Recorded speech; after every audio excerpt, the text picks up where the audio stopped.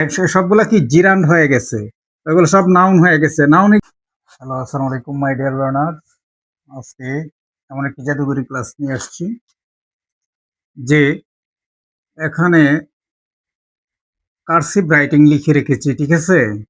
Cursive writing মানে ওইটা cursive writing হবে যে প্রত্যেকটা লিখে লিখেছি কি কার্সিভ সি, এটা হলো সি হাতের লেখার, মানে যেটা কার্সিভ রাইটিং বলা হয়। আর এল হাতের লেখার, ঠিক আছে, বড় হাতের। এখন কথা হচ্ছে এগুলো শিখতে হলে কমেন্টে জানাবে এগুলা কি। এগুলো সবগুলা প্রেপোজিশন, এগুলো কিন্তু ইনফিনিটিভ নয়, এগুলো হলো প্রেপোজিশন। এটা হলো প্রেপোজিশন, এইটা হলো প্রেপোজিশন, এইটা হলো প্রেপোজিশন। এখন আসল কথা হচ্ছে যে এটা প্রেপোজিশন, ঠিক আছে। তো এটা তো প্রেপোজিশন হলে কি মূল ভার্বের কি প্রেপোজিশনের পরে কি হয়? মূল ভার্বের বেস ফর্ম হয়? কখনো না। মূল ভার্বের কি হয়? মূল ভার্বের শেষে আইএনজি যুক্ত হয়। বা প্রেপোজিশনের সংজ্ঞাটা কি আসে? প্রেপোজিশনের সংজ্ঞা হলো যে বা পদ নাউন বা প্রণয়নের পূর্ব বসে বাক্যের অন্যান্য পদের সহিত উহাদের সম্পর্ক স্থাপন করে দেয়, তাকে কি বলে? প্রেপোজিশন বলে। তাহলে এখানে এটার পরে যেটা শব্দটা বসবে সেটা নাউন, এটা যদি প্রেপোজিশন হিসেবে বসে, তাহলে এইটা যদি টু, এই টু যদি এগুলো প্রেপোজিশন হিসেবে বসে, তাহলে এগুলোর পরে কি বসবে? পরে নাউন, নাউন বসবে। নাউন জিরান্ড হলো সমতুল্য, ঠিক আছে।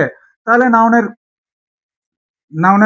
শেষে যদি ভার্বের শেষে যদি আইএনজি যুক্ত করে দেওয়া হয়, তাহলে সেটা কি জিরান্ড হয়ে যাবে বা নাউন হয়ে যাবে, ঠিক আছে।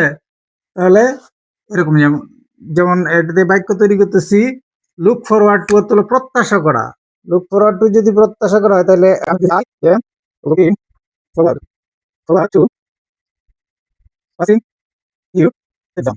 I am looking forward to, মানে আমি কি প্রত্যাশা করতেছি কি টু পাসিং ইউর এক্সাম, তোমার পরীক্ষা পাস করা। এখানে টু পাস হবে না। আর এটা যেহেতু প্রেপোজিশন হিসেবে বসেছে, তাহলে এখানে পাস হবে না। এখানে পাসের সাথে কি হবে? আইএনজি যুক্ত হবে, পাসিং হবে। তাহলে I am looking forward to passing your exam, ঠিক আছে। আচ্ছা, তোমার পাশের বিষয়ে কি আগ্রহের সাথে অপেক্ষা করছি, ঠিক আছে, সেটা যাই বলি। আচ্ছা, যাই হোক, তাহলে এখানে টু বসছে, ঠিক এরকম। অবজেক্ট টু তো কি আপত্তি করা, আই অবজেক্টেড টু স্মোকিং।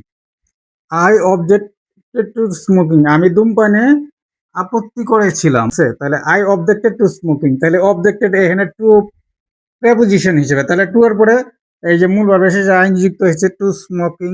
আচ্ছা, তাহলে আই অবজেক্ট, তাহলে with the view to, with the view to মানে ওই জন্য যে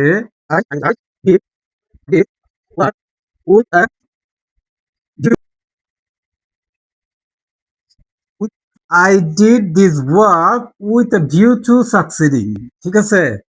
তাহলে আই ডিড দিস ওয়ার্ক, আমি কাজটি করেছিলাম উইথ এ ভিউ টু, ওই জন্য কি সাকসিডিং, মানে কি সাফল্যের জন্য করেছিলাম, উইথ এ ভিউ টু কিসের জন্য যে, তাহলে সাকসিডিং, সাকসেড এর সাথে আইএনজি যুক্ত হয়েছে, ঠিক আছে।